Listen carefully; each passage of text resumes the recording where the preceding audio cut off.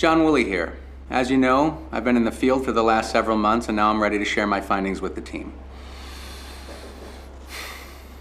This one did not go the way I expected. I thought it best to show you some video before I summarize where I ended up. Now, I know that some of you won't be pleased with what you see. It surprised me as well.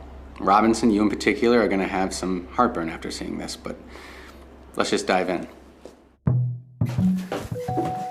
So basically, the internet service providers, or ISPs, the companies that provide everyone with internet access, they've got some great, exciting new plans for the internet, and they've hired me to do some market research and put together a report for them so they can figure out how to best sell their ideas.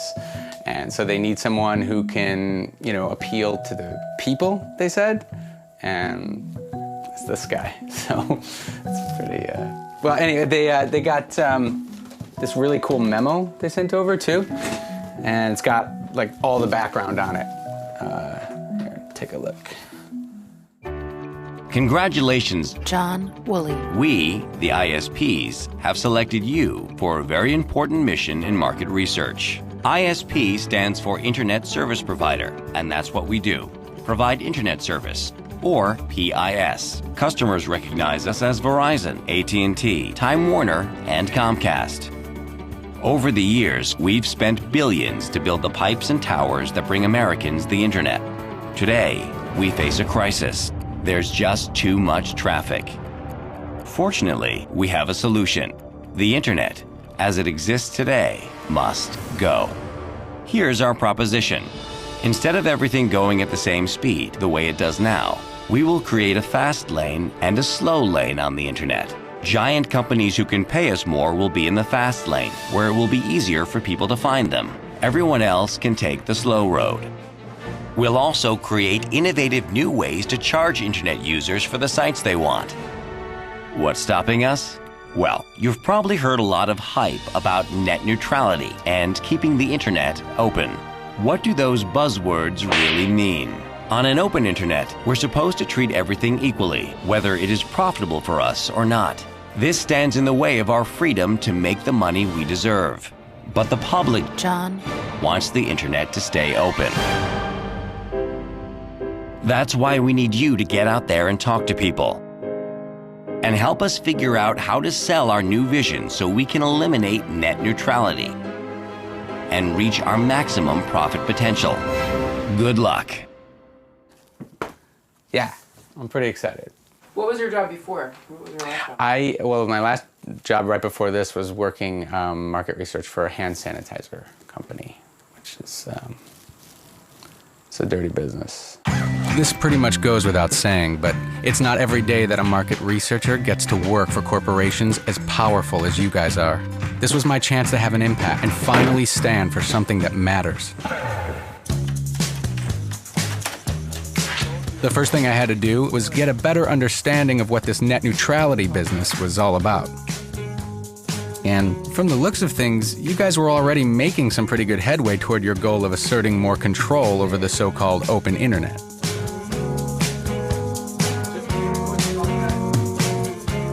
I tried reading up on the details, but the articles were all so complicated I couldn't really make sense of it.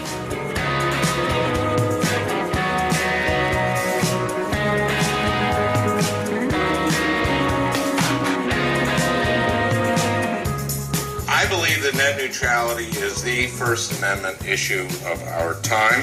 The videos I found were a little easier to digest, but still pretty confusing. Net neutrality simply says those companies can't censor content. Wait, but let me can't stop you, speed because up nobody some knows content. what net neutrality is. You already lost a lot of our viewers. The internet is insane. Except for this guy, John Hodgman. Finally, someone who made some sense. Now, these companies have made major investments in getting all this stuff up, and it's all getting gummed up. Not just for them, but for you. You should be very concerned about this. This is the kind of guy that I gotta talk to. This is the kind of guy who gets it. What we don't need is net neutrality. What we need is net new sanity. Call headquarters. Hi, this is John Woolley. I'm calling in regards to a John Hodgman. I want to see if we can find out more about him, perhaps set up a meeting. Meanwhile, it was time for me to start talking to some of these internet people face to face. So do I call you Professor or Mr.? You can call me Tim Wu. Tim Wu? Okay, so Tim Wu, I'd like to hear it from you, since apparently you invented this really confusing term that no one seems to understand. The idea is simply that the internet, should be neutral as between various uses. Right, but just not in professor speak, if you could. Net neutrality is basically the way the internet's been since the beginning. If you want to get Fox News and you want to get your friend's blog, you can get them at exactly the same speed. And what certain internet service providers have talked about now is charging for faster lane. And the only people who could really pay for the faster lane would be corporate interests. You're very much in support of this open internet, Yes. this net neutrality, this It's open and absolutely free vital internet. so that people who want to go on the internet and find information like you could have. Sure. For example. Yes. You could have, before you came here, could have looked up some of the very questions you're asking me. Can you explain to me what net neutrality is and how it's going to destroy the internet specifically? Well, net neutrality is actually protecting the internet and protecting everyday Americans' voices. We all know that online is filled with garbage and smut and misinformation, and it should all just be completely shoved to the side and have the corporations start over. I know, that sounds like a terrible idea. In an open internet, things do well based on their merit. You could actually take less money than it costs to buy a Ford Focus, invest it in a couple of college students with an idea, and 3 or 4 years later, they could have $1 billion company that hires thousands of people. And that kind of potential, we can't afford to lose that. I mean, net neutrality is a solution to a problem that doesn't even exist. But these companies are on the record in the Wall Street Journal and various places saying, well, in fact, what we'd like to do is create tiered pricing where you pay a little bit more and your message gets communicated more quickly, and they want to break it up that way. And we're suggesting that that, in fact, isn't in either the company or the consumer's best interest. Let's say you built the Brooklyn Bridge under contract from the government. If that bridge decides, well, let's do a deal with Pizza Hut, so they get to cross the bridge to do deliveries, but not Little Caesars. Well, then it can put Little Caesars out of business. You can see that the bridge is a perfect example of what the internet is. It is the critical infrastructure in which everyone depends upon. And if it is picking winners and losers, that's a big problem. What does democracy look like? This is what democracy looks like. It's a battle between the old media that have a lot of lobbyists and the future of technology, the future of media. Are you from one of these corporate interests? Well, I'm not allowed to disclose that specifically, but it is. Wait a minute. You have to tell me who you work for. I'm not going to give you an interview unless you tell me who you work for. So you got Time Warner, you got AT&T, you got Verizon. I want to protect their interests, their corporations, which, as we know, are people. It makes sense that you're sort of selling their message. But at the end of the day, America at its best works when everyone's voices are heard. You know, hearts and minds can be changed, so it's kind of exciting. It's kind of like. Are you going to try to change hearts and minds? A lot of the times, the history makers don't know who they are at that moment, but they are them. All right. You know what? That's a vote. I got to go vote. Oh, you got to go vote. And okay. I got to go. It's starting to get a little dark, and I probably should take a few photos of my cat to put on the internet as well. All my dad ever wanted was to call me a vice president of something. Well, your career problems are your own, I'm afraid. So after those conversations, I realized we were going to need to get people thinking about what they would be getting with this new structure of the internet, rather than what we'd be taking away. And for that, I needed a visual. I tried calling John Hodgman to see if he had anything I might be able to use. Hello, Mr. Hodgman. This is John Woolley calling. I'd like to actually speak with you regarding the issue of net neutrality. But when he didn't answer, I just had to go for it myself. What is it? Well, I found this online, and it's basically a chart that explains the fast lane, you know? Big companies who can afford to do it will be prominently featured. You'll get, quicker load times, and, you add $5 or $10 a month here and there, and then you can get all these exciting sites. So I think that's going to help people visualize it. It's kind of perfect. The internet is a messy, dirty, confusing place. That's the internet. That's the internet we have right now, right? Yuck. Yuck, right? So, if we clean up those dirty lines, they start to straighten out a little bit. They start to look a little bit more uniform, okay? Welcome to the future of the internet. Yeah, that's cable TV, right? Right, cable TV. Right, well, we don't want the internet to be cable TV. My brother just started a new blog about education for his consulting business. You'd never find it on this thing. And really, would we miss it? Yes. Oh. Yes, we would. I think I hear what you're saying loud and clear, and here's my response. I want to thank you for coming in today, because it really reminds me why I do what I do, which is trying to warn people about the folks like you doing what you do. Does he even work here? You say you're for internet freedom. I'm the one fighting for internet freedom. Freedom for the corporations. Cleaner, faster internet. Who wants to talk about it? You want to talk about it? We set it up like cable. Are you with me? I decided to talk to anyone and everyone who would listen. Just like cable, you know what you're getting. You got a tiered. Yeah, but you're only getting what the cable companies give you versus where on the internet you have an option to view and see what it is you want. And I made it out as far as California, where people are supposed to be more open-minded. Folks want to learn how to fix the internet. I know how. Let's say you want international news about what ships are coming into harbor or something. You know, different countries around the world. You got $5 more. Wait a minute, well. I hit a low point in San Francisco, and a chance encounter while waiting for a trolley just made things worse. You have people that are just clogging up the pipes that are taking bandwidth. If they're taking bandwidth, that means that someone is liking that service. I started a company called Zipcar that you rent cars by the hour and by the day instead of owning your own car. People loved the idea, and it was because of an open internet that they could find me. If we had this little wish list here, my brand new company would never appear on your menu because you'd never heard of it, you'd never thought of it.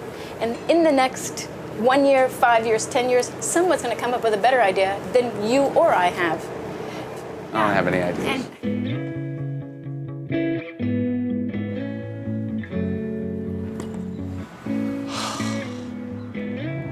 John Hodgman, hi, it's John Woolley again. Listen, I'm going to get right to it, okay? I've left you a lot of messages. Just disregard those up till now. Just imagine this is the first message I'm sending you. John, I need your help. I headed back to New York to see if I could regain some ground by confronting one of the most notorious bandwidth hogs, Avaaz. With more than 16 million members, an organization who hogs up that much bandwidth should be able to see the benefit of having an internet fast lane. It can be, if all goes right, the future of the internet. What do you think? If we had this system, Avaaz might have never been created. We would have had to, in this world, gone to a corporation and persuaded them to include us in their package of things that they offer. They could have denied us that. So we might never have gotten a chance to get started. And that would be the impact on human rights and democracy. You really believe that you're making a difference here with this? I mean, it feels like you're email blasting, you're getting people's information. I mean, we win all the time. And really, because we run at very big targets. So when the cyclone hit Burma, devastating cyclone, killed, we still don't know, between 100,000 and 200,000 people. And the government was a brutal dictatorship that was very suspicious of international aid, so they wouldn't let any in across the border. And we had built very close relationships with the monks inside the country that were the front lines of the aid effort. Everything had been destroyed except for the monasteries. One of the monks filmed a video with us. Hello, Avaaz members. And made this a video appeal to our membership. We sent it out over email. People came to the page, watched the video, and in 1 week donated $2 million. And we were able to get this money inside the country to the monks. And that money, I think in terms of our moment of numbers of lives saved, it was our proudest moment. But what else?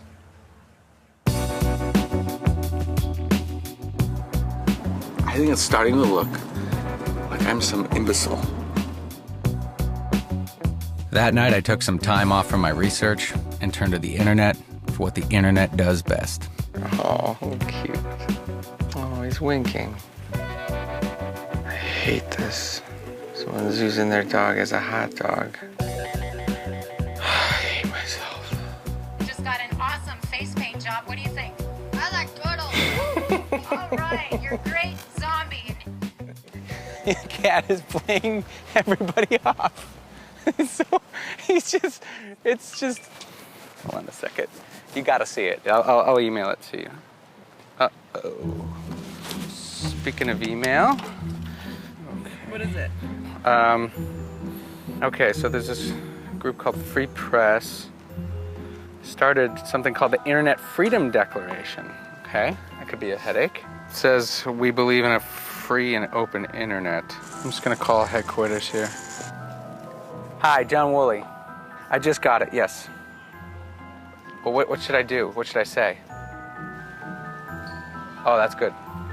The internet is a finite resource, much like oil is a finite resource. There's only so much. Yeah, I don't think that's right. I think the internet, it is not like a natural resource that we're going to run out of. We can keep making more. Well, then how do you explain bandwidth hogs? I mean, if I'm trying to watch an episode of Weeds and my neighbor is, you know, download music, movies, I can't get that episode as fast as I want because of that hog.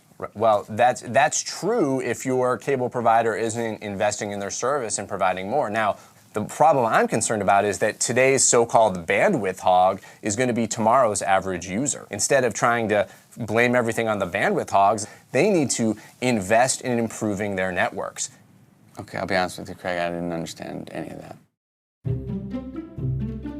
So apparently it wasn't quite true that you guys can't fit everything everyone wants to do on the pipes, since technically you guys could build as much as you want to. But there was one thing Craig hadn't thought of that no one could argue with. It costs a lot of money. The corporations can't spend money they don't have. So let's say they don't have that money. Who's going to build those new cell towers? Are you? Here's the thing. These particular players have lots and lots of money. They are deciding not to invest in the very expensive infrastructure because they're very happy with the profits they're getting now. The problem is that these guys don't face any competition. So Verizon and AT&T get wireless, Comcast and Time Warner get wired, and they never compete. And there's so much money flowing into the campaigns of people who will go up against the internet on behalf of AT&T and Verizon and Comcast and Hollywood and a whole bunch of interests that really want to see the internet squelched. There's no upside for a representative right now in Congress to stand up for an open internet. And we are losing our footing in the worldwide race. Really? Because I think we're America's pretty much number one. We got the best speeds, best costs. Actually, we're sinking. We're south of Latvia at this point. We're not doing that well. What? Estonia's pulling ahead. So fine. Turns out you guys have plenty of money. But at the end of the day, you worked really hard to make that money. And no one should be telling you what to do with it. So I went to Harvard, where people are supposed to be smart about stuff like money. Pretty cool campus. Looks like Harvard a lot. I mean, I know it's Harvard, but it looks like you would imagine Harvard to be. Look, these companies, AT&T, Verizon, Comcast, Time Warner, they spend a lot of money building these pipes. I mean, they own them. You know, what's wrong with making deals in order to get a better return? That's capitalism. They own them, but they don't own the content, and they don't own the innovation. There is a difference between selling goods and building infrastructure. Okay, think of the electricity grid, right? You have a plug on your wall, you plug something in. When you plug it in, it just serves electricity. It doesn't ask, is this a Panasonic television or a Sony television? It just serves electricity. And what we need is bits to be served just the way electricity is. It just needs to be free, open, neutral network. Can you explain what you mean by free? It's like if you want something, you got to pay for it. I don't just walk in and get free hamburgers whenever I want, you know? Not free in the sense that I'm not going to have to pay for it. Of course, I have to pay for access to the internet. What I'm talking about is that because you're on the Comcast network, Comcast shouldn't be in the position of saying, here are the search engines that you get, and they're going to go cheaper or faster because we've got a special deal with the search engine owners. So you shouldn't think about free in the sense of free beer. should think of free in the sense of free speech, meaning you, the consumer, or you, the innovator, or you, the creator, get to choose the internet you get access to. How about this? For communities that don't like the way that these internet service providers are presenting the internet to them, why don't they just make their own? Yeah, a lot of communities have. But there are at least 17 states now that have passed laws that effectively forbid these communities from building community broadband services. Like where? Like North Carolina, number one. All right, well, North Carolina, I'm going to have to go down there and fact check you.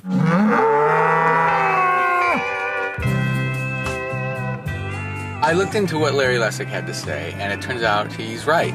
There are people down here in North Carolina that had the audacity to build their own internet, and it was actually cheaper for them and faster. But it was unfair. And that's the thing, it was unfair to the ISPs.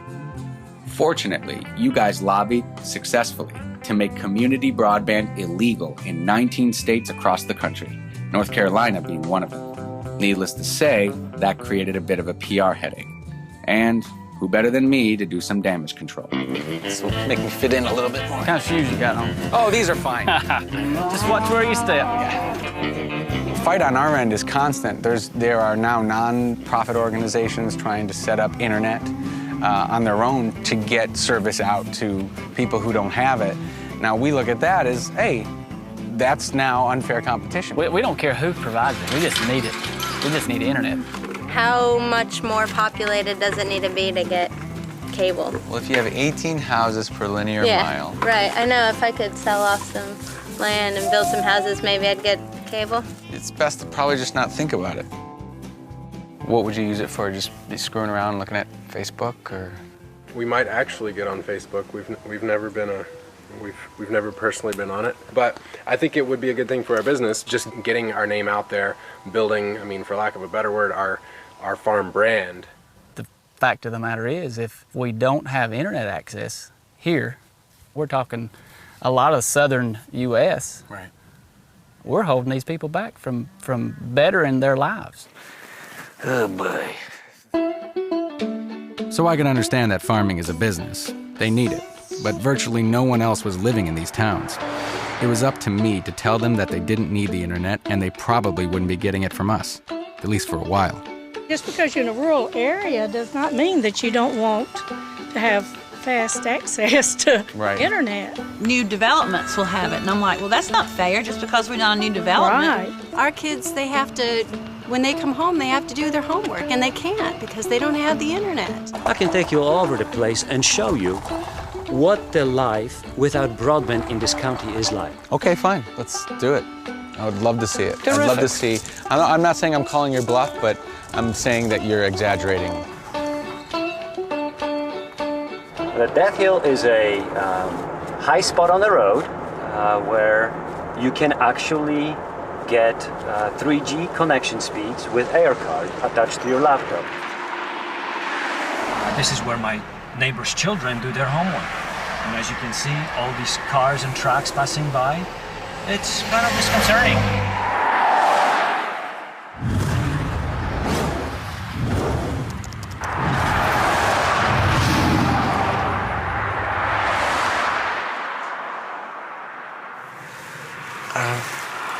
Just give me a second. This is actually a little more dire than I had imagined.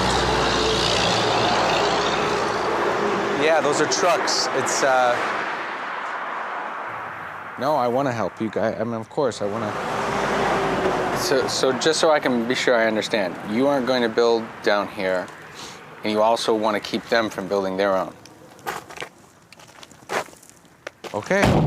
They're going to do all they can. I've heard that before, so thanks for trying. Let me take you back to your car.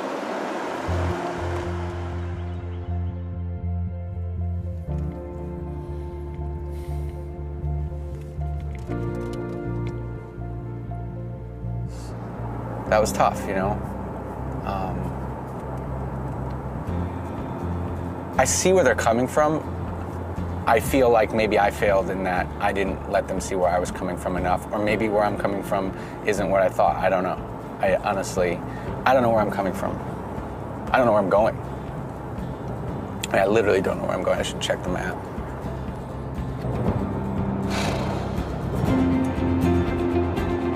Our kids, they have to, when they come home, they have to do their homework, and they can't because they don't have the internet.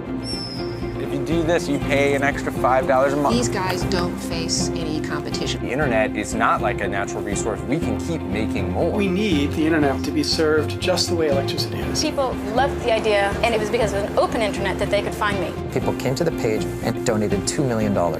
In terms of numbers of lives saved, it was our proudest moment. That kind of potential, we can't afford to lose that.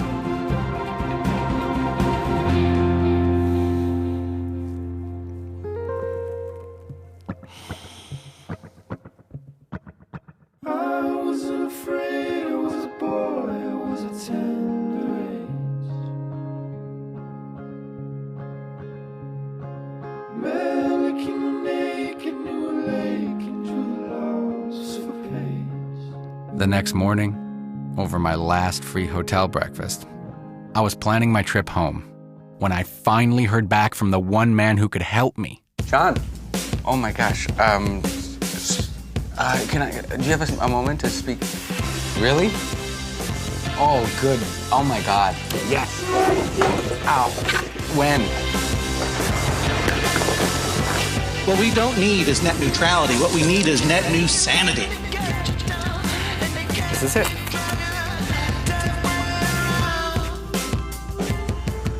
John, how are you? How are you? So great to see you in person. My gosh, this has been a long. Can I come in for?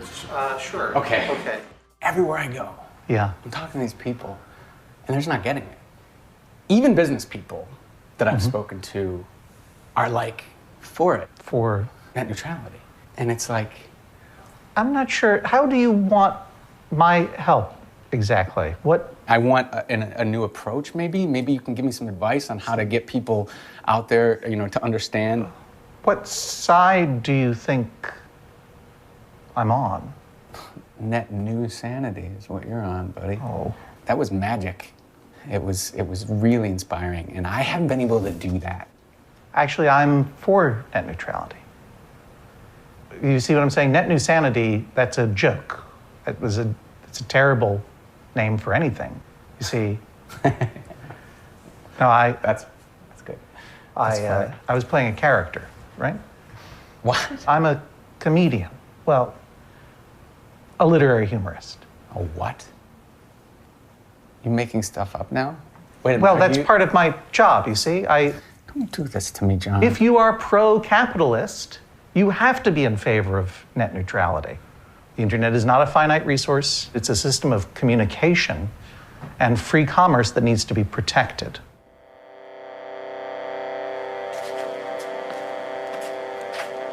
At that point, there was only one thing left to do. File my report.